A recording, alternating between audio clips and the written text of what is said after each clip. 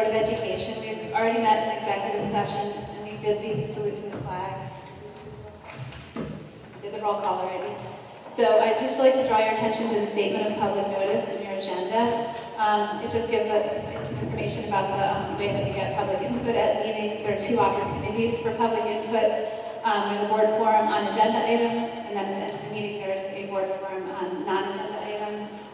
And I'd just like to point out that the meetings are being recorded. We don't have a student representative, so we're up to superintendent's report, which is going to be a presentation. Okay, so we do have one item here that we do want to vote on, which is the school nursing plan. We have to approve the submittal of the school nursing plan to the Somerset County office. It's something that we have to do annually, and we have a resolution for the board's receipt of the latest HIV report.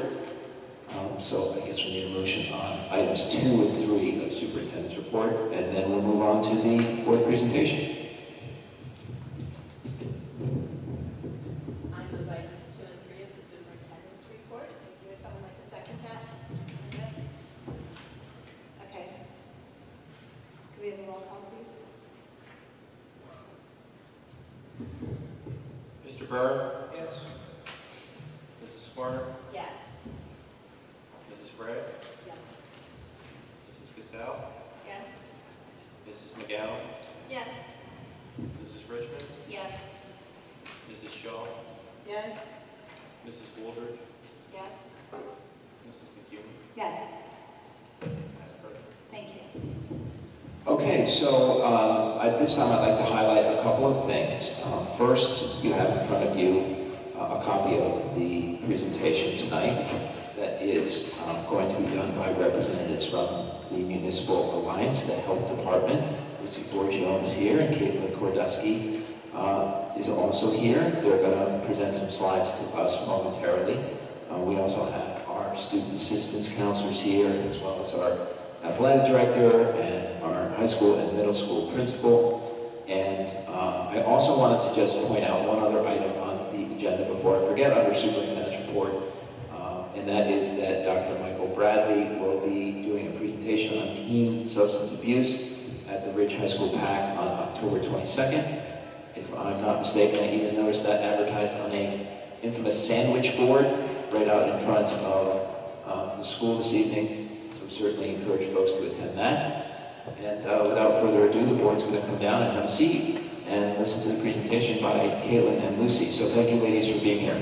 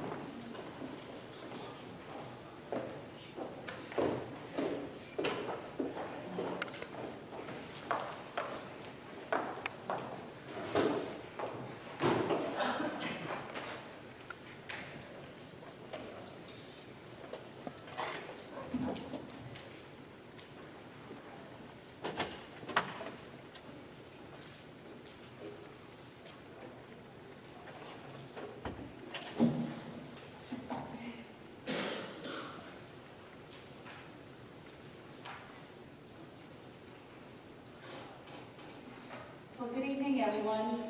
My name is Lucy Forgione. I'm the health officer for the Bernards Township Health Department.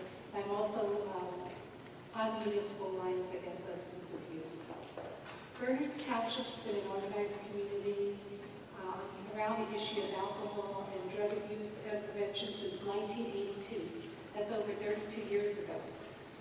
You know, so many communities struggle with relationships, but I am so deeply humbled and grateful to the Board of Education and for Bernards Township for the strong partnerships that we've formed for so many years. It's really allowed us to do so many wonderful things together. We've never hidden behind the issue of substance abuse. We've always been on the forefront, dealing with difficult issues, and also just looking at the seriousness behind them all. I'd like to recognize our Municipal Alliance chairperson, committee person Carol Bianchi, as well as your Board of Education liaison, Linda Woolridge, who's really been amazingly helpful to us and just a great source of support and commitment. There's so many things that we've done. Special thank you to Nick Riparian for the invitation and the opportunity to present the 2013-14 American Drug and Alcohol Survey of 6th, 8th, 10th, and 12th graders. It is the hope that the Berners Township Municipal Alliance with this data will provide greater insight and enable our community and school to continue to work in an organized, professional, and cohesive manner with solutions that make a difference and yield positive outcomes. So on to the survey. The American Alcohol and Drug Survey has been conducted 8 times in Berners Township by the RMBSI Incorporated. They developed this survey, and we've been doing this for many, many years. Back in 2012, this company went out of business, but they gave us the permission to use the survey tool. And we were very grateful because we've been conducting this survey for well over 20 years, which is really unheard of for a school system to be able to do this type of thing.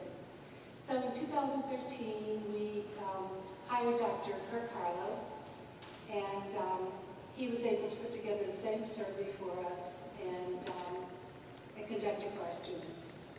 The survey has been conducted on tens of thousands of students and has demonstrated both reliability and validity. The 2013-14 survey was completed by students in 6th, 8th, 10th, and 12th graders with a response rate of 69% for 6th graders, 70% for 8th graders, 81% for 10th graders, and 78% for the 12th graders. Caitlin Kordesky is a health educator. Caitlin has been working with me for the last 3 years.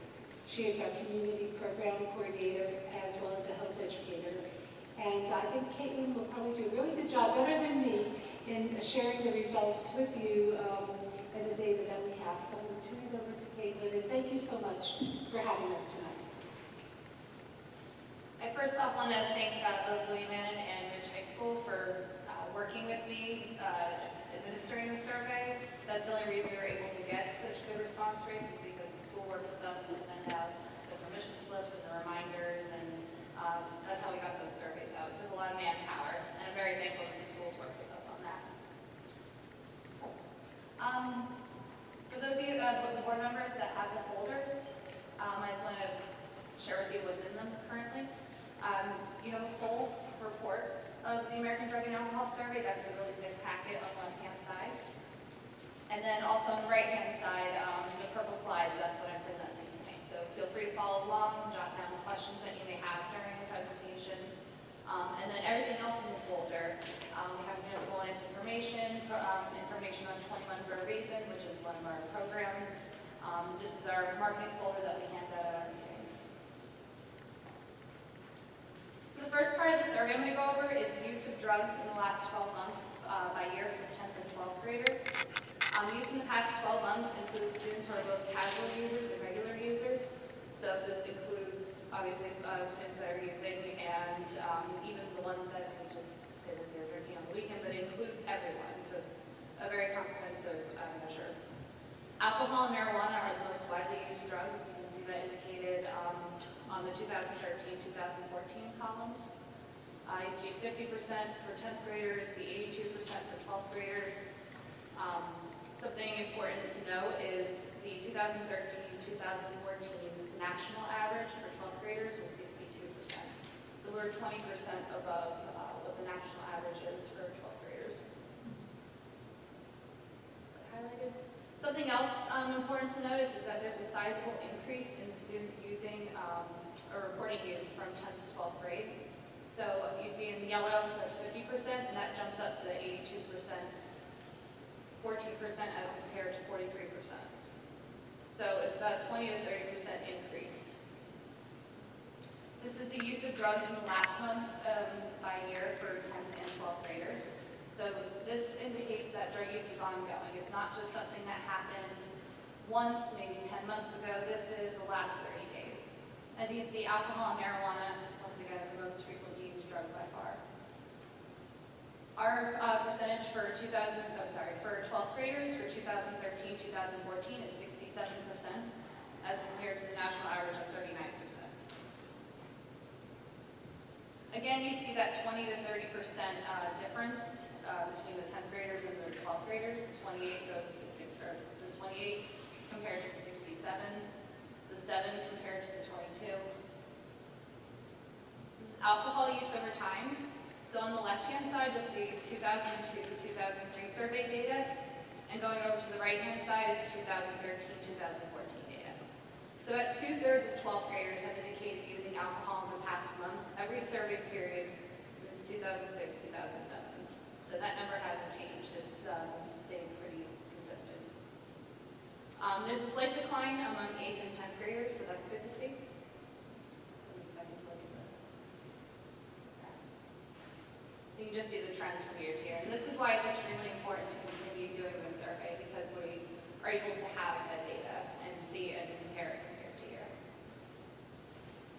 This is for marijuana use over time.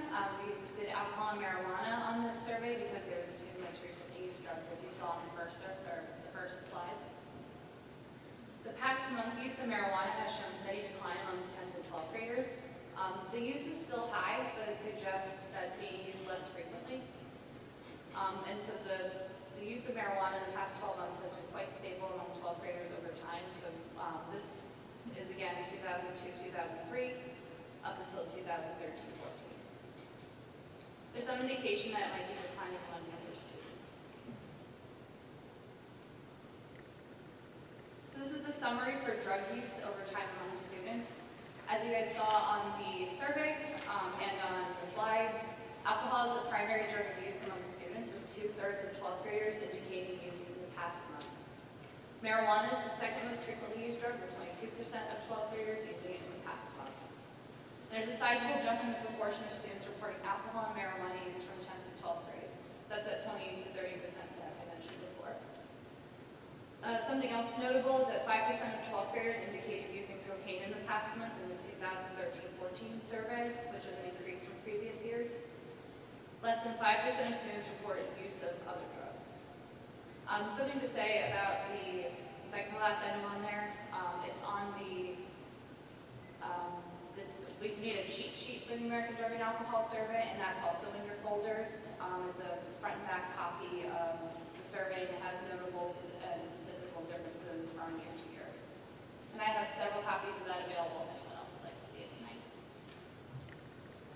So age of first use reported by 12th graders. So the largest proportion of students initiate the use of alcohol and drugs between the ages of 13 and 15. This is something that we look at very closely. One of the Municipal Alliance's biggest programs is called It's 21 for a Reason, which is a program that looks at local beliefs about alcohol use, and it looks at studies about the human brain and the effects that alcohol has on the developing brain. You can see in this chart that most of the drug and alcohol use begins between 13 and 15 years. So you see first drank alcohol, first got drunk, first smoking cigarettes. That one's actually 16 and older, but it's still a large number. The only one that wasn't notable was age first use inhalants, and you see that's actually 9 or younger. This is percent of high-risk drug use by grade for 2013 and 2014. This determines what kind of user the student taking the survey is, and they're able to answer. So sizable proportions of students are involved in high-risk drug use. That's heavy marijuana use, stimulant use, multi-drug use, heavy alcohol use, and tobacco use. Most high-risk drug use involves alcohol or marijuana, which means that they're using these substances either in excess, they're using a lot of alcohol all at once, or they're combining things. They're taking alcohol and marijuana, or they're taking alcohol and pills.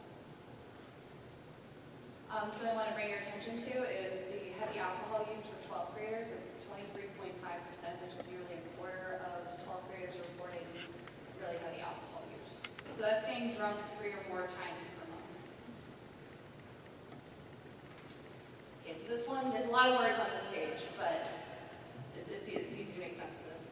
So where Berners Township students have used alcohol in the past 12 months. So this is just strictly where they're drinking and percentage of students in each place. So the use of alcohol is primarily at social events, including sports events. The weekend parties at night with friends, that's something that we kind of associate with teenage drinking, that they're doing it at home, or they're doing it out with their friends, they're getting together. It's something that we really want to look at is use of alcohol at home with parents' knowledge is the third most frequently indicated setting amongst 12th graders. So that means that the percentage of students that are drinking in the 12th grade, their parents know about it, and it's higher than parents not knowing. So the parents are knowingly providing the alcohol, or they know what's going on in their house. I also want to look at after-school events, before-school events, at-school events. Those are also very high numbers. After-school events, 41%. Before-school events, 29%. At-school events, 22%. So where Berners Township School District students have used drugs other than alcohol. So this is alcohol, this is marijuana, this is pills, this is inhalants, stimulants, everything else on that list that we were talking about. Again, the use of other drugs is primarily at social events, but unlike alcohol, use is at home without parents' knowledge. So the parents don't know about this. This is the kids that are using in secrecy. Drugs are used while driving around by 16% of students compared to 5% for alcohol. This is more likely the students that say, oh, well, when I go out, if I get high, I'm a better driver. That's the kind of thing that we're talking about. At home, parents did not know was 21%, which is much lower than parents do knowing about it. Parents knowing about alcohol use, or drug use, sorry. While driving around is high, 16%, like I said. Also, 7% is high for on the way to school and during school hours at school. These are students that are most likely taking some kind of prescription pills. They need to use it on the way to school to stay high. They take them in school to stay high so they can function during the day. The 10 most frequent problems from alcohol use. By 12th grade, noteworthy proportions of students indicated serious problems associated with alcohol use, including memory loss, passing out, and engaging in unwanted sexual behavior. And these are just the short-term effects. We go over it as 21 for a reason, but the long-term effects that happen when students, or when people in general, drink before the age of 21. And also, these are all most likely underreported for the fact that they don't remember, or they just don't want to admit, which happens a lot of times, especially with sexual abuse. It's not reported as much as we see. So the summary of results, you'll see I have a couple things in here in yellow. This is from our 2012 student stressor survey. This was taken in May of 2012. And Dr. Harlow also developed that survey for us. So what he did when he was telling us about our results from the 2014 American Drug and Alcohol survey, he tied a couple of things to the 2012 student stressor survey. So that's what you see here in yellow.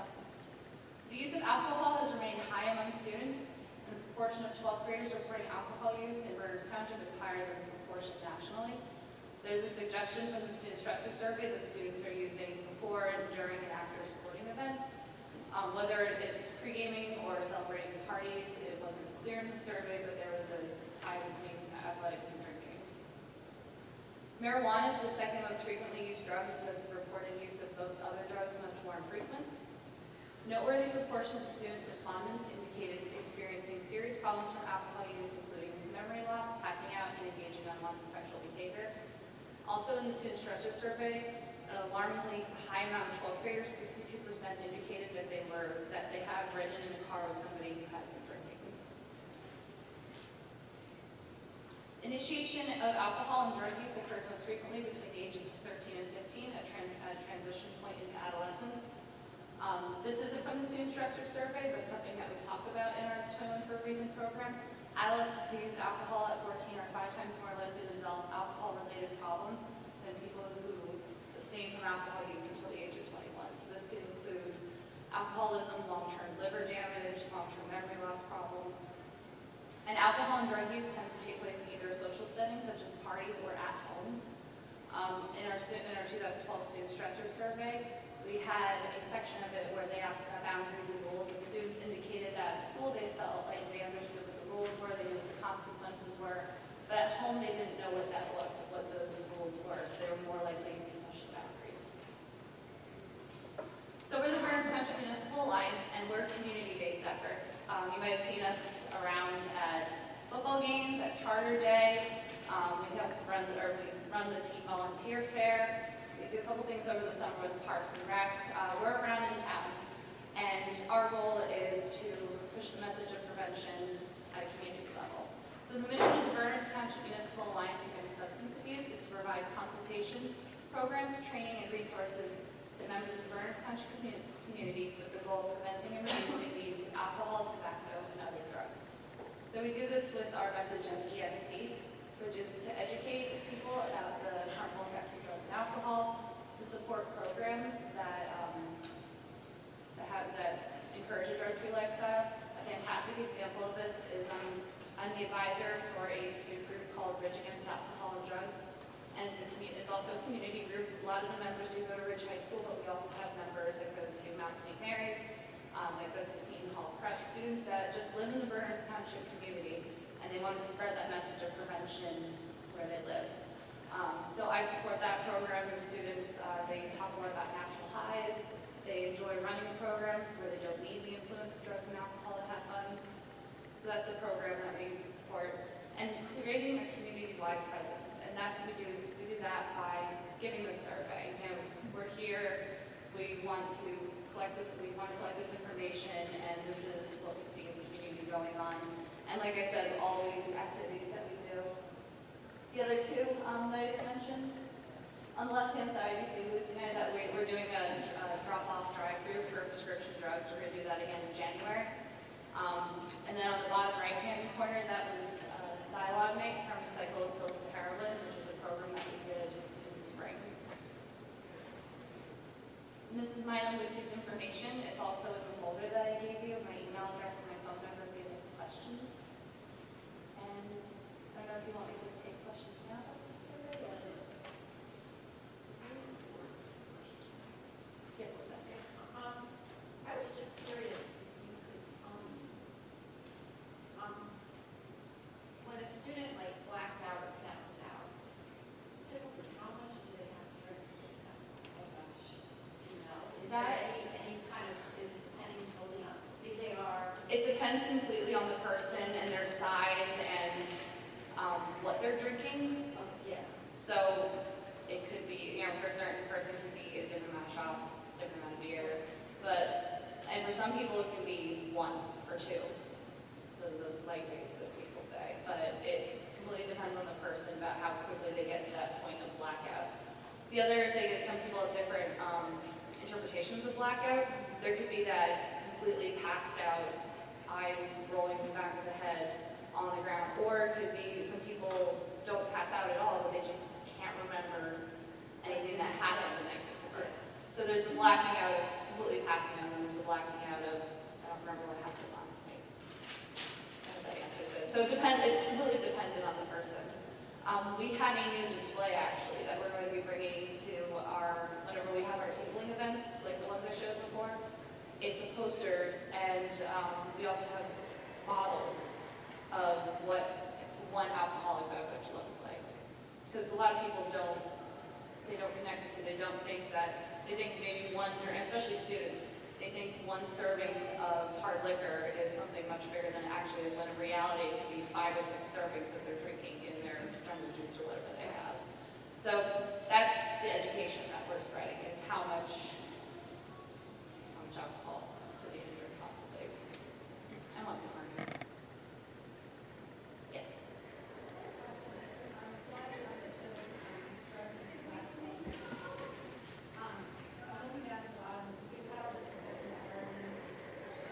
Right.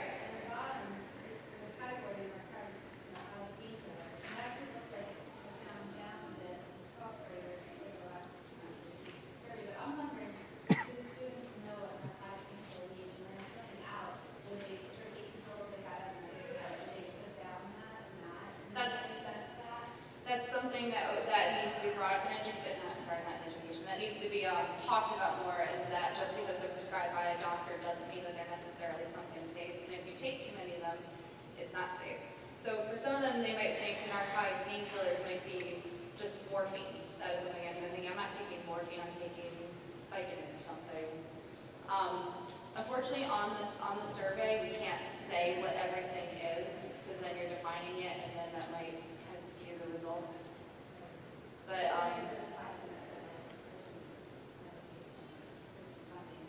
yeah, it also goes into detail a little more in the full report. So this is just a ride. This is just a summary, but there is more information, and specifically on heroin use in the full report. I believe it's towards the back. Yes. Alcohol in the car, one of the passengers, any data on the driver? As in is the driver drinking? That's on our student stressor survey, and I don't have the full survey with me now, but we do have data on the percentage of the driver drinking. That's on High number or any amount. I would say would be a high number. If the driver had been drinking, they should not be driving. Off the top of my head, it is a high number, and it caused, like our research scientist had said, that's a big number. That's a lot of risk taking that these students are taking when they're under the influence. But that is available on burnsalliance.org under surveys. It would be under the full 2012 student stressor survey. And if you have any specific questions, like I said, my email's up here, and I could direct you to. Yes. Just to follow up to that same question. Yes. Does it specify whether a driver or a car is an adult or parent versus a student? There is a section, and again, off the top of my head, I don't know what the exact the wording is, but there is a section where it asks, is a driver of the same age? So obviously, when we're surveying 6th or 8th graders, that's obviously not going to be very high. But for the 10th and the 12th graders, that number will be there. But yes, there is a section, and again, that's on the full survey. And one more question. Yes. In this meeting, that was the full survey, the amount of people who responded to the survey was very high. Yep. Is it pretty consistent year to year? Because that was percentages are based on how many people actually answered the survey. So I would say 300 went down, but I don't know. Liz, do you want to speak to that? Because this is only my first year of administering the survey. Actually, it's pretty consistent year to year. I think we had a pretty good turnout, it's usually around the same amount. And Barb, push, do you remember? About the same. We get about the same About the trends. same.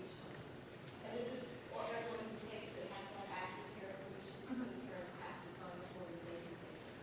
So the percentages, you could say, are usually basic or. Well, the answer to the question is, Lucy and I talked about this also, because you're comparing different populations. So it's not the same children from 10th grade to 12th grade that you're comparing. So it's a different population. So even though it looks like the trends might be coming down, it's actually different children. Right. But it would be about the same amount. Because you could make the assumption that, say, drinking is going down in 10th grade. Like it's pretty accurate. But the last time it was measured in 10th grade, they were different children. Right. So it's not like you have the same subject over time, right? You could say that subject got better than different subjects. But it is a representative sample. It's way representative sample. In terms of the volume of use for not tracking the same kids over time, but the snapshot of 10th graders that year. What's the trend? What's happening in that age group at that given time? Yes. I'm going to make some comments that I'm concerned about what can change the school. So you made some comment about sports. There's been activities during the school day, activities before during after school. Is there anything at all we can do to address that? That's not something that I can address. No, but through the data, is there anything that's telling the data that we can do? That information was in our student stressor survey, and it was trends that we had seen in that survey directed at saying that there was a tied to athletics and drinking. Any particular sport? No.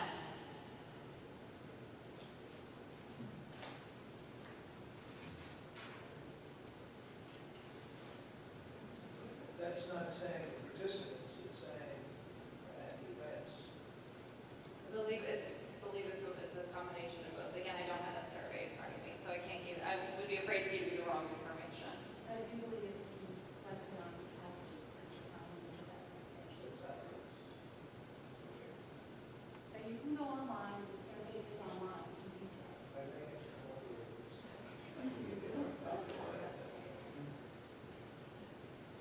And that survey is not the one that's in your folder. The full ADAS is in your folder. If anyone wants direct links to student stressors, I can provide that as well, of course. Any more questions? Thank you very much.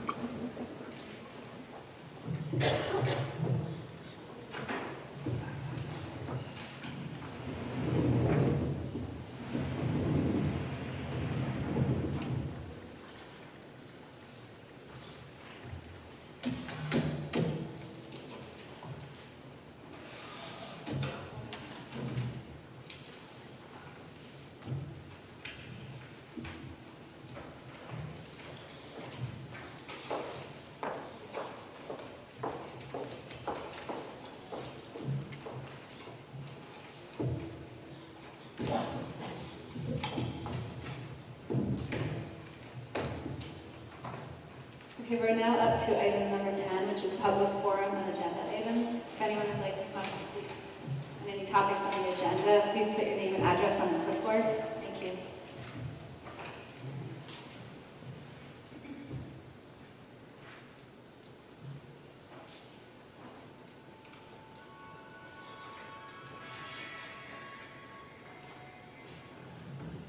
Nobody, I can't see down there. Should you come up? No. So, okay, nobody for public? No? Okay. So nobody's coming up for public forum, so we'll move on to approval of minutes. Do I have a motion for the approval of the minutes from September and October 8th? Susan? Second? Preeti? Any questions or comments about the minutes? Okay, could we have a roll call, please? Mr. Byrne? Yes. Mrs. Sparta? Yes. Mrs. Gray? Yes. Mrs. Cassell? Mrs. McGowan? Yes. Mrs. Richmond? Yes. Mrs. Shaw? Yes. Mrs. Wooldridge? Yes. Mrs. McKee? Yes.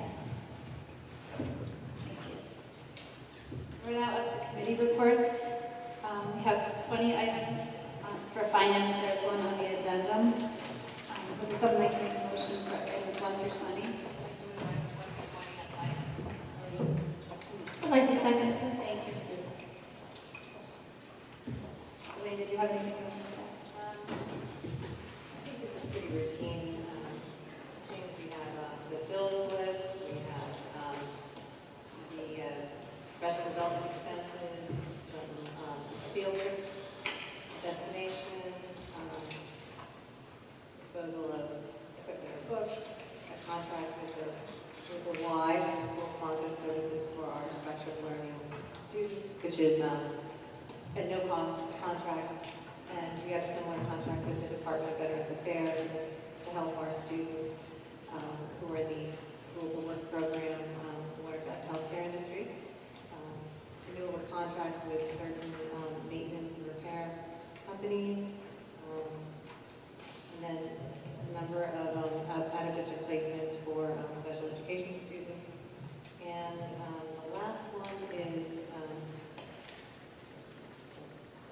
the last one is a very nice one, which is approving a professional development expense for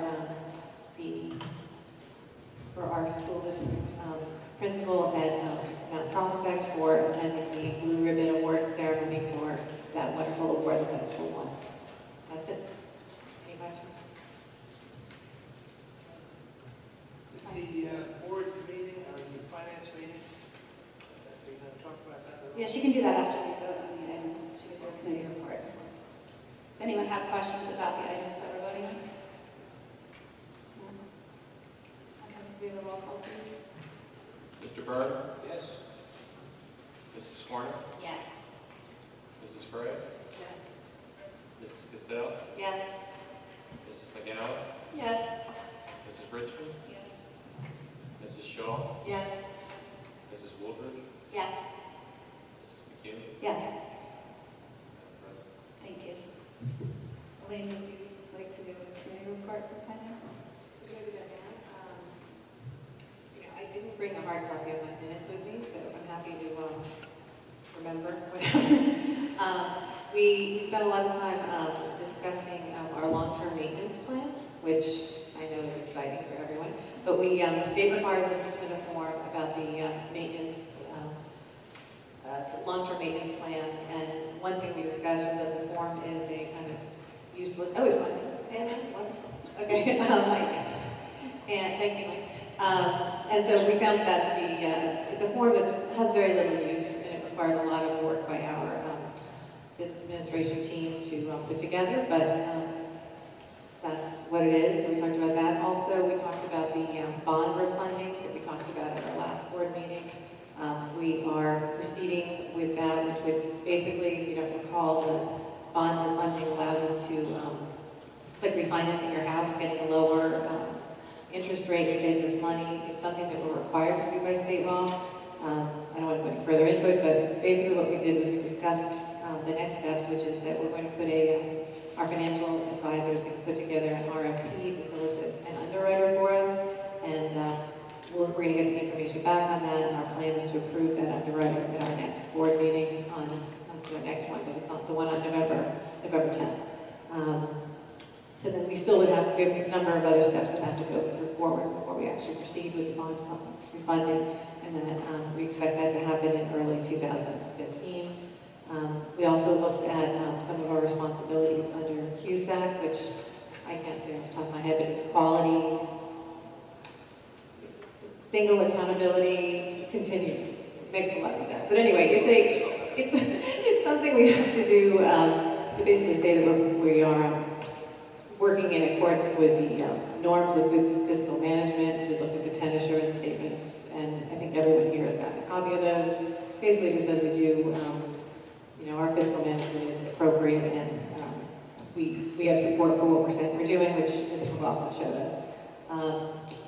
We also discussed the comprehensive maintenance plan, which I had discussed earlier, and the other issue that we discussed was the school security issue, which had come up. I'm glad, Mike, thanks for reading the minutes, because I might have forgotten to mention that one. We had discussed school security at all the elementary schools, and this is something that I know many members of the board have been interested in over the years. What we found was that we talked about where we stood at all four of the elementary schools, and unfortunately there isn't an easy fix to improve school security, because the real thing we need to do is erect a second door, which is right now when you go into the building, you're buzzed in, you identify yourself, and then you walk into the building. And this occurs at actually all four of the elementary schools right now. There isn't a second door that would stop you, that you're required to go to the office and talk to someone there and get a badge, which is basically the sort of the state-of-the-art security. So we looked into how we could implement such a system, put in a second set of doors, or have some method where there'd be a window, for example, where you have to show your ID to someone and then get a pass to go into the building. Unfortunately, the age of our buildings is such that although at Mount Prospect it would be a relative, easier than it would be elsewhere, some of our buildings have a lot of glass out front, and there is an office. So the first answer is it's not an easy fix. However, it is something that the members of the Finance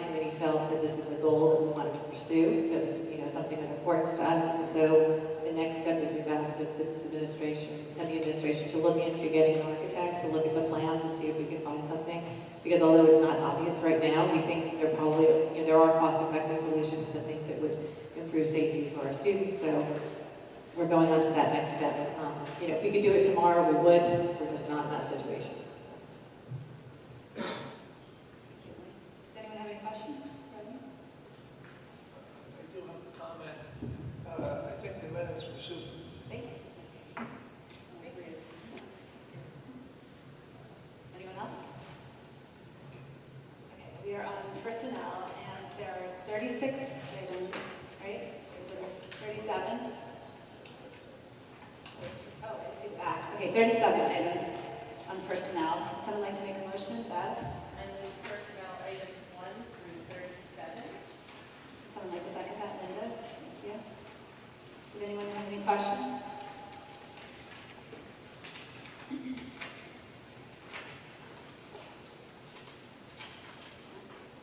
we have a roll call, please, Rob? Mr. Byrne? Yes. Mrs. Squirner? Yes. Mrs. Gray? Yes. Mrs. DeSalle? Yes. Mrs. McGowan? Yes. Mrs. Richmond? Yes. Mrs. Shaw? Yes. Mrs. Woolford? Yes. Yes. Thank you. I think personnel just met, so we don't have a committee report yet. Okay, thank you. We are now up to policy. There are 3 items under policy. Would someone like to make a motion? Susan? I move items 1 through 3 on policy. Second. Karen? Susan, did you have anything to say? Oh, you know I do. Let's see. Right. Item 1 is the enrollment of a staff member's child. And then starting item 2, this is where we have all of our new policies. The first one was the board committee policy that was referred to the committee in response to our board goals. The committee reviewed this and inserted a few clarifying words to change a few things. Everything else was the same. So on the first page, it referred to a committee, community relations. We've updated that committee name to be the advocacy committee, which is what it became last week when we changed the focus a little bit. It still says it will be responsible for maintaining relationships with the PTOs, other community bodies, and we also inserted county and state educational organizations and reporting back to the full board, which I've previously said. There was also, on the next page, it previously said a member of the district's professional administration staff shall be appointed by the superintendent to work with the standing committees, and we amended that to say member or members, as many committees do have several administrative staff that work on it. And then last of all, at the bottom it said the committee chairperson, and it previously said simply shall report on the committee activities, and we amended that to say shall distribute minutes and report on the committee activities. So those are the updates that the committee is recommending for that one. Then the rest of these policies that are on the agenda came about from the policy update number 2 and 3. And the, I won't go through what changed on each of them. It was in response to the state, issuing the regulations that then the policy needs to be updated on. But in these instances, we did adopt the Strauss-Esme recommendation and the regulations. The one exception to that is attendance policy, which is under item 3A, 5200.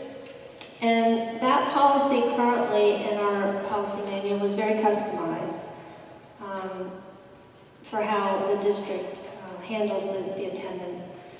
So what the committee is recommending we do on these policy updates is we try to adopt the Strauss-Esme recommended policy as it's presented, just for the ease of updating the manual going forward.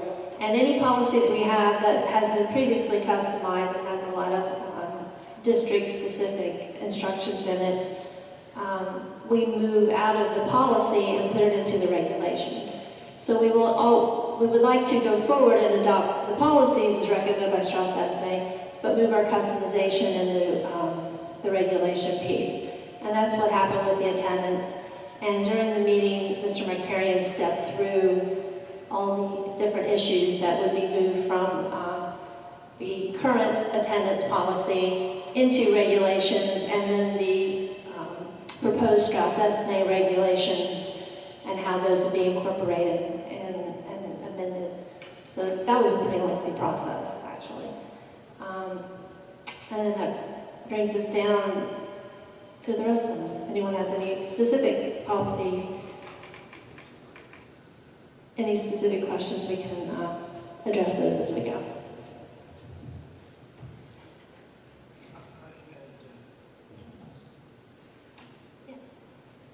The attendance policy talked about excused absences, and it seems to say that some districts excused absences that other districts wouldn't, and that some excused absences wouldn't be allowed in the future. What kind of absences are you talking about? I think I'll let Mr. McCarrion fill that.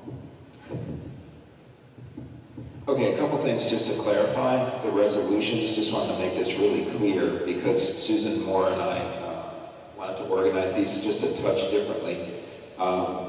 There are certain regulations that have to be adopted by the board. Most of the time the regulations can be tweaked by the administration, and then we report out through the policy committee what those changes are, but we don't have to do board resolutions to change the procedures that go along with given policies. But there is a subset of those procedures or regulations, as they're sometimes called, and that's why we broke out the resolutions as 2 and 3. So in resolution number 2 under policy, those are the policies only that are going to need board action, and then under 3 are the policies whose regulations also must be board approved, just to clarify that. Then with respect to the attendance policy, that's why you'll notice that the attendance policy actually shows up number 3, because the attendance policy and the regulation both have to have board approval. So I just want to make sure that you realize the difference between 2 and 3. So for policy on attendance, the main thing that changed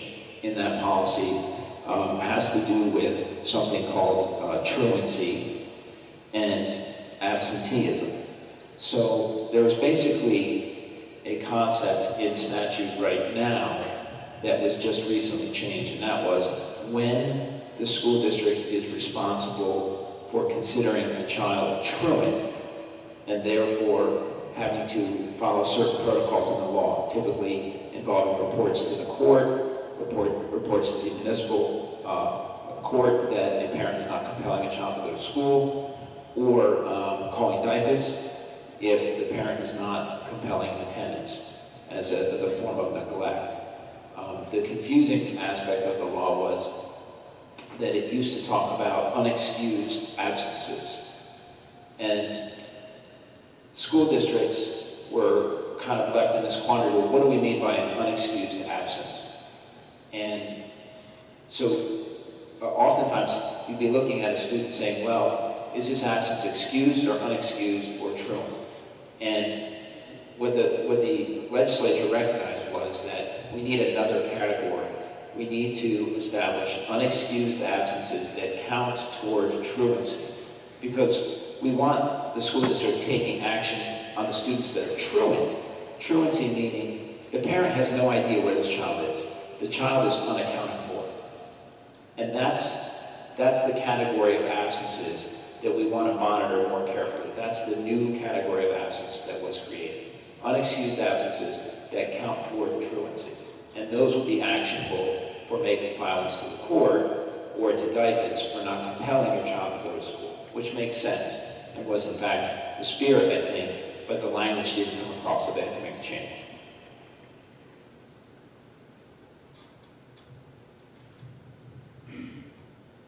I just want to add, this is first reading. You can study the material more and changes needed. Okay, we have a roll call, please. Mr. Byrne? Yes? Mrs. Squire? Yes. Mrs. Gray? Yes. Mrs. Cassell? Yes. Mrs. McGowan? Yes. Mrs. Richmond? Yes. Mrs. Shaw? Yes. Mrs. Woolridge? Yes. Mrs. McKeel? Yes. Madam President? Susan, I'm sorry. Before you move on, I just wanted to mention two other items that were on the agenda. We also looked at the regulation that would go with the board committees, 0155. Just a couple of quick changes that were discussed and a couple of questions that came up. And once again, this is something I can report out on, and maybe we can put it on for final discussion at the next meeting in November. The first item that we added on number 3 out of this draft was it came out of discussion that the full Board of Ed may like to receive the committee agendas ahead of time as well. They wouldn't necessarily get all the backup, but they would get the agenda so that they know what's on the table for all the committees. And if there's something of a particular concern, that they could contact the committee chair prior to the meeting. So we did add that as a process for the committee meetings for your consideration. And then where we had most of our discussion was actually item 8, where we talked about when the chair would report out on the committee. And a couple things that came out of that. One was, I think currently, whenever we have our business meeting, if we've had a meeting, we report out on everything, not just the agenda items. And then when we have our first meeting of the month, where we have our committee meetings, many times we've already reported out, so then we have nothing to report. There used to be a process where during the business meetings, only the agenda items were reported on. And at the first meeting of the month, that's when all the other agenda items were reported on and discussion was held. So it was, kind of discussed, would we go back to that? Why did we change? I think what's evolved is just in the interest of timely reporting, whatever the first meeting is after the committee's met, we report on. And that's certainly a strong pro for that. The con I see for that is there's so much on the agenda for a business meeting that sometimes it might be better to think about the minutes, report out on the other items at the first meeting of the month, and there'd be more opportunity for asking questions and forming opinions, and then having a discussion on those other agenda items. So we were kind of going back and forth. I think the majority of the committee favored what we were currently doing, is reporting out as timely as we could. So based on that, if that's what the rest of the board feels they wanted to stay with, we can bring this back in committee and determine some sort of guideline on when to distribute the minutes, which ties back into item 7. And then the other piece of this where an issue was raised was that we say members of the public should not be receiving information before it's got to the Board of Ed members. And due to the nature of the advocacy committee, I guess sometimes there is discussion with the PTO presidents on issues that might be emergent issues prior to Board of Ed members fully being apprised of it. So that was the only thing with writing that in there. We felt there might be some conflict at times. So those were a couple items that were discussed, and we can certainly take some feedback from that and come back with the final draft at the next time. And then the final thing we looked at was the calendar for, I think it was the 17-18 school year, which is going to be presented in December. And it'll be next month for first reading in November. And the emergent issue that came out of that was it's proposed for a half-day or abbreviated schedule the Friday before the winter break. And there was discussion on whether that was needed this year, and would it be better to have a full day session. So that was the biggest item for you to consider before it comes to first reading. The committee was kind of split on whether we, one way or the other on it. I could see pros and cons on those, so that was it. Thank you, Susan. Does anyone want to weigh in on any of that? Mike? Just, I'll try to pay attention to the regulations. That was item number one. And we used to have public, certainly not in negotiations, but we used to have the public able to come to the committee meetings.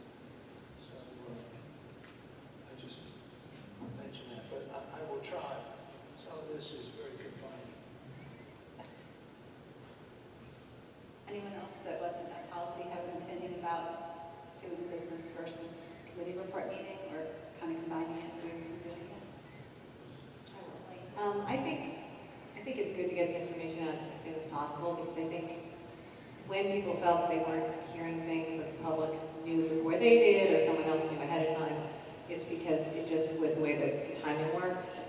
And I think I always like to talk about a meeting right after it happened, because I'm more likely to remember why we did what we did, which is not the case, but at least I'm more likely to remember. And then, but I do think that there may be instances when we have a really packed agenda where it makes sense to table that. Like, we can make it somewhat flexible so that on certain occasions, like, I know when it used to be budget, it was a long, really long meetings. There's no sense then having a long discussion about something that's totally not on topic. But in general, I think it works well. Sometimes it's confusing because in the middle of the vote, we'll be talking, someone will ask questions about something else on the agenda, so I think it's sometimes the order in which we presented things, myself in particular. Anyway, that's my thought. You want the... I got it. I mean, I felt like, I think I was the cause of like a lot of the change, because when people were bugging me for information when I was chairing curriculum, and sometimes it would be like 4 weeks before there'd be the committee report meeting, and Susan Carlson, I was like, well, shouldn't I just do it? Because people are all asking about it. So I think that's kind of how it started happening. When there were meetings, the way that it's falling, it was like always 4 weeks before, 3.5 weeks before. It was a long time for people to wait for the information. Okay, I can It see the depends on the flexible language. language. Sometimes it makes sense, like said, to put it off depending, and sometimes things meet like the day before. There's not time to do it. So it just works out differently each month. Okay. I think. All right, thank you. That's helpful. Preeti? Actually, I talked to Elaine. She had a suggestion that might help the flow.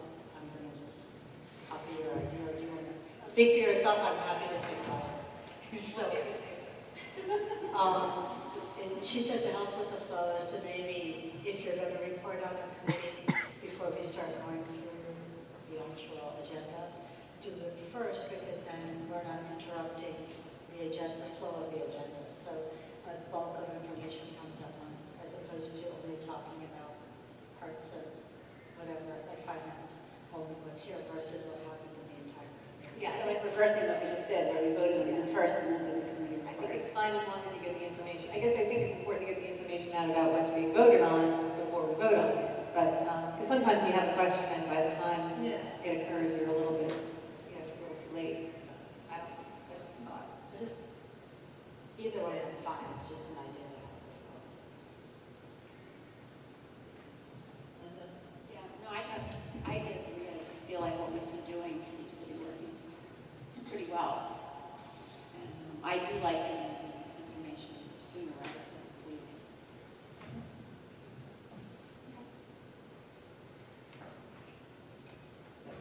Now I'm starting to lose track because we just did what we talked about. Did we already vote? Yes, I reported on the agenda items first, we voted, and then I decided to wrap it up with the other items. So I did it the opposite of what Elaine just talked about. Yeah. Yeah. But, yeah. Okay. So now, what are we on now? Curriculum. Now, curriculum, did you already do them, or do you have to do them tonight? No, I did not do these week. Curriculum committee met on October 10th, and so we did have several agenda items. So the first one was an update on map testing. The map testing that is now web-based instead of the data being on the district server. And it's similar instruction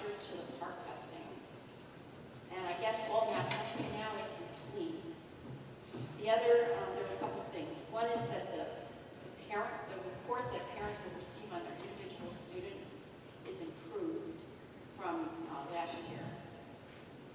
The student score is compared to the district mean and the national norm. And the report also has a projection for spring 2015 based on typical student growth. The report also contains the student's Lexile score, which shows the child's reading level. The other thing was we had a kind of a brief discussion about there was a problem last year because fifth grade students were taking the elementary math test and they were getting very high scores, especially the high scoring students, and some of whom had growth in the 20% range. And then when they took the sixth grade math test the next year, their growth dropped. So staff members consulted the company that produces the math test, who recommended that the entire fifth grade class should take the sixth grade math test and then take it again in sixth grade to kind of correct this problem. And I wanted to point out that on the sixth grade math test, the easier problems are still available, the same ones that are on the fifth grade version. So there wouldn't be any negative impact on the struggling fifth grade math students. The next topic was kind of a big one, which I'm sure we'll be hearing more about. And it's the next generation science standards.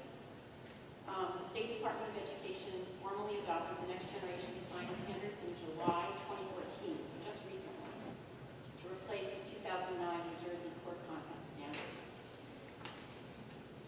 The standards are designed around a progressive understanding of science topics with a spiraling of topics at different grade levels. They call for students to actively engage in science and engineering practice to a much larger degree than was contained in the New Jersey Core Content Standards. And the requirement for engineering practice is completely new. Science teachers are not currently trained in engineering, and they will need training in order to teach this new material. The next generation science standards also need to be integrated into the technology education curriculum. At the present time, there's only one course in the district that's aligned with these new standards, and that's the CP Physics. The district's current elementary and middle school science programs and materials are inquiry-based, but they don't include all the science practices, and the engineering component is either absent or is categorized as enrichment and is not required. The committee briefly discussed how to integrate the hands-on practice within the current schedules at William Annan, which has 40-minute class periods, and at Bridge, which has class periods ranging from 41 to 45 minutes long. The general conclusion was that longer class periods would be better for the science classes because the science practice now needs to be integrated into the curriculum instead of taking place during separate lab periods. So that's kind of a change in how we can schedule it. A 2-year transition period is planned to realign the district's curriculum with all the core science classes in grades 6 through 12 realigned by September 2016, and the science program in grades K through 5 realigned by September 2017. And our supervisor, Matt Hall, also distributed a 5-year curriculum planning document that goes even further. The science courses that are scheduled to be revised after 2016 are all AP or high school elective courses. And there were several handouts that were included within this on the next generation science standards. The next topic we'll talk about is there's a new district website that's been under development for almost a year, and it's in the beta stage now. The goals are to upgrade the current website technology, improve the visual presentation of information, and organize and centralize information. The new website will work on smartphones and use Google search. The current plan is to go public with a beta version of the new website sometime in September, collect feedback, and then go live in January 2015. We also talked about the academic integrity vision and guidelines document, which was included in the October 10th District Friday folder. The purpose of the document is to clarify the process that occurs when a teacher believes students have cheated. Sometime in November or December, a joint Bridge William Annan PTO forum is planned to explain how academic integrity is taught and handled from a disciplinary standpoint. Dr. Heineman, the curriculum director, gave some updates on CARP. The first was regards to teacher evaluation, the New Jersey Department of Education recently announced that 8th grade math teachers are no longer classified as SGP teachers for this school year. And that means that the student growth on standardized test scores is not going to be used to evaluate them. So that means they need to write 2 student growth objectives. The other had to do with high school graduation requirements. The State Department of Education recently announced that earning passing scores on PARCC exams in language arts and mathematics is one potential method for students to qualify for high school graduation, starting with the class of 2016. Juniors who are enrolled in pre-calculus or calculus will not take the PARCC math exam and can use the math score on the SAT or ACT to qualify. The passing SAT score is 400 out of 800, and the passing ACT score is 16 out of 36. The next had to do with score reports. For the spring 2015 PARCC exams, scores will not be available until mid-September of 2015. The reason for the delay is that scores need to be compared across all states taking the PARCC exams, and cut scores for New Jersey need to be determined. In future years, the PARCC scores should be available quite a bit earlier in July. We talked a little bit about the Gifted and Talented program timeline. Dr. Heineman on October 8th gave a Gifted and Talented PTO presentation at Mount Prospect School. It was very well attended by over 150 parents. The parents were very interested in the program and asked several questions. The letters announcing identified students for this school year have not gone out yet. The curriculum committee discussed the next steps for the Gifted and Talented program. To fully implement the elementary school program as planned, a rubric for cluster grouping and placement needs to be created, a telescoped math curriculum needs to be written, and 2 more gifted and talented teachers need to be hired. The curriculum committee recommends going forward with the program and requests that the finance committee assess the budgetary impact. The last topic that we talked about was changes to the 7th grade Algebra 1 entrance criteria. Up until this school year, 2 tests were required for students to be placed in, 6th grade students to be placed in 7th grade Algebra 1. One of them was the MAP test. And, looking at the data, the MAP test has proved to be a better predictor of success in the class than the second test that was used. So starting this school year, the mathematics department will be using a rubric model. It uses a point system based on the student's 6th grade math score and a combined average of the students' math tests and quizzes during marking periods 1, 2, and 3. And to qualify for 7th grade algebra, students must earn 15 or more points on the rubric, and I did include a copy of the rubric with you. So does anybody have any questions? Mike? Very complicated. Yeah. So I had asked questions after the meeting, so I'm going to have to meet with somebody. But even the motion in the stability section, which is engineering and physics. Well, yeah, that was a sample of the standard. Yeah, but I don't even understand it. This is for high school kids, so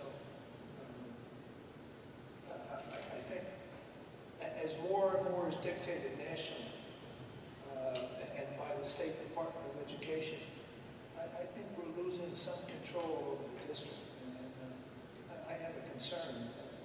New Jersey was in the top 10 states, I think, nationally in test scores. Now we're going to start comparing ourselves with the rest of the states that were below us. And then we start talking about complicated motion and I can't even read, there's no formulas here. I can't even make sense out of it, so I'm concerned. But I do plan to come in and sit with somebody. Yeah. I think the purpose of that handout was just to show the spiraling of topics from the lower grades to the higher grades on a particular science topic. I don't think it was more to show kind of the format of the standards, not to really, necessarily understand exactly what was being taught in each grade. But when the presentation says that we're going to introduce engineering in more detail, then the example is,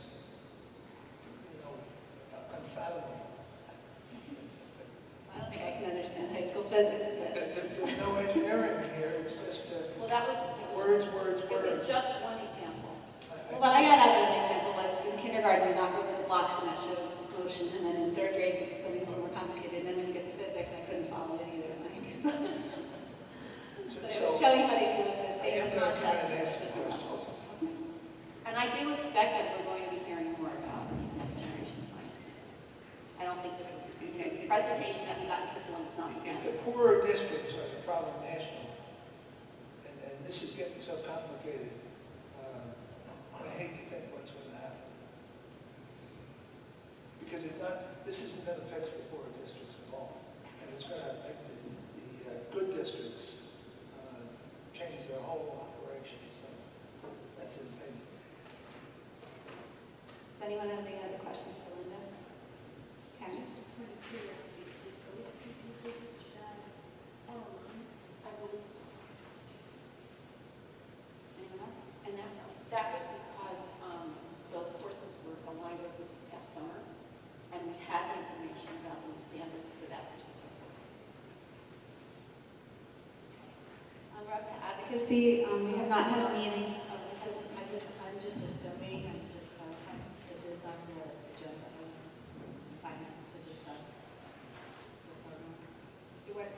They recommended it be put to finance. We will discuss it. We had, I think we met just recently after that. We had a very close time. It's on the agenda. The cost of Yeah, the cost.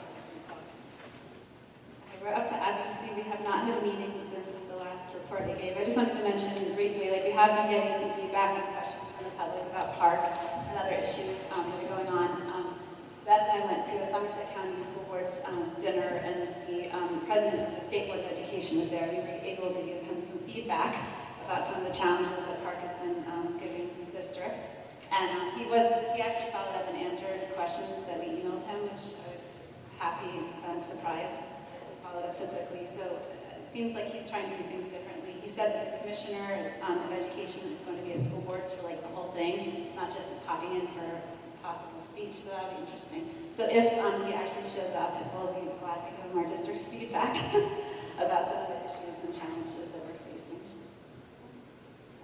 I think Linda, you had a liaison report. Yeah, actually, too. Okay.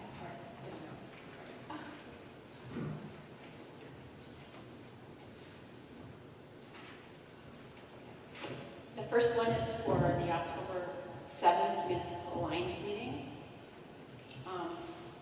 At that meeting, Georgiana Carroll from the Parents for Substance-Free Kids group reported that the group was receiving, and now this was early October, was receiving about 10 to 12 pledges a day from parents. I don't have an update since that time. So it sounds like things were going pretty well with Safe Homes. Safe Homes pledges. 10 to 12 Safe Homes pledges a day. The RAD group has officially changed its name to Ridge Against Alcohol and Drugs. The teen volunteer fair took place on October 6th, and 98 students attended, many from William Annan, some from Burns High School, a few from Pingree, and quite a few from Ridge. I wanted to thank the Municipal Alliance for their informative presentation tonight. Nick already announced, Mr. Mark Karen already announced, Dr. Bradley is coming this Wednesday to talk about drugs and alcohol. And the only other thing was on November 20th, in the town hall at 7 p.m., the Municipal Alliance will present information about e-cigarettes, marijuana, and tobacco. This is going to be educational information, not legal information. The other liaison report is the Somerset County Educational Services Commission had its board meeting on October 9th. And the superintendent, Hal Dunsavage, gave an update on the Career Center. Let's see. They're working to get it up and running during this week, actually. Getting a temporary certificate of occupancy. They've had some problems with the construction. They had to reroute a gas line. And they're having some problems with glass fabrication. But it sounds like in general it's going pretty well. Mr. Dunsavage also met with Raritan Valley Community College and one of the freeholders from Somerset County. Raritan Valley's enrollment is down and they're looking to expand to different branches, and so they talked about the possibility of using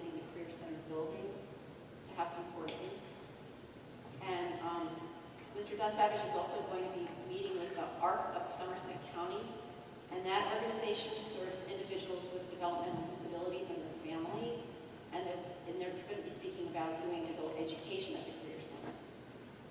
He also reported that regular education busing is going very well. And that's pretty much it. Thank you. Does anyone have any questions? Okay, we're up to public forum on other than agenda items. If anyone has anything they'd like to come up and say, please put your name and address on the clipboard.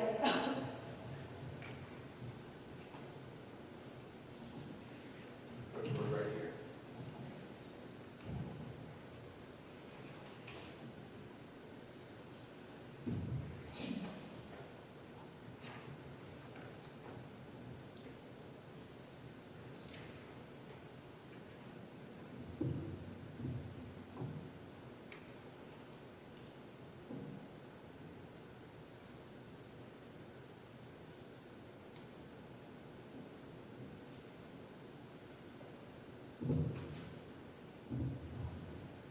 Yes, if I may, my name is Jerry Giordano. I reside at 285 Mountain Road in Basking Ridge. Been a resident of town for 22 years. My children have been educated through the Bernard school system, one of the finest school systems that we have in the state of New Jersey. I'm also the president of Hillcrest Paving. We have been in business for 35 years. We have completed a lot of public work during our 25 years, including many projects to the local Board of Education under Joe Barcelona, Valerie Gomez.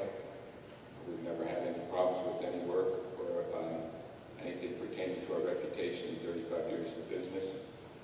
I come here tonight representing Hillcrest Paving because I received a correspondence stating that our invoice for work completed at Liberty Corner School was going to be addressed in tonight's agenda. When I looked up the agenda on the computer this evening, I did not see it. So I thought I would come in, introduce myself, and ask if I could get an update on the status of that, if I may, please.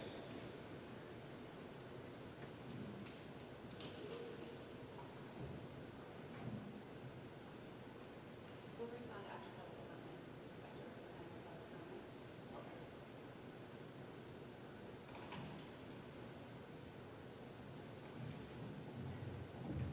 So when public comment's finished and the rest of the public has had an opportunity to speak about their issues, I generally go over responses all at once. Okay, just take a seat. If you would, please, thank you. Okay.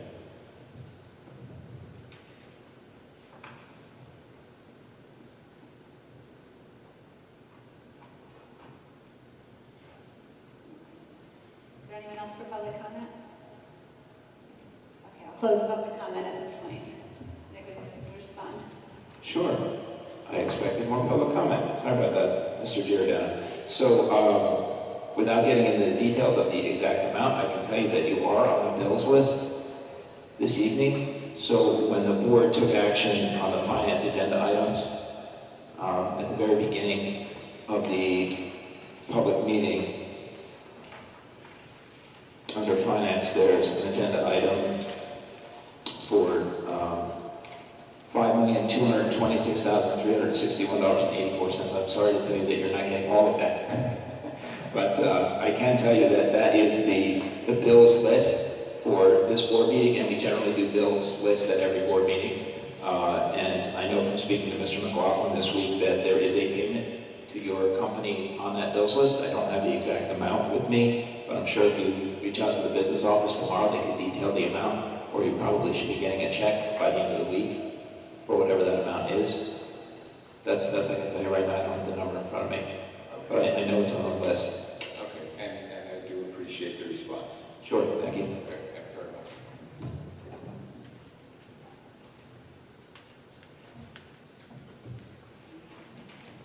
We're up to board forum. I don't have any items that anyone has given me for board forum, so unless I forgot something. And we're up to adjournment. Would someone like to make a motion? Deb? I'll make a second. Susan, thank you.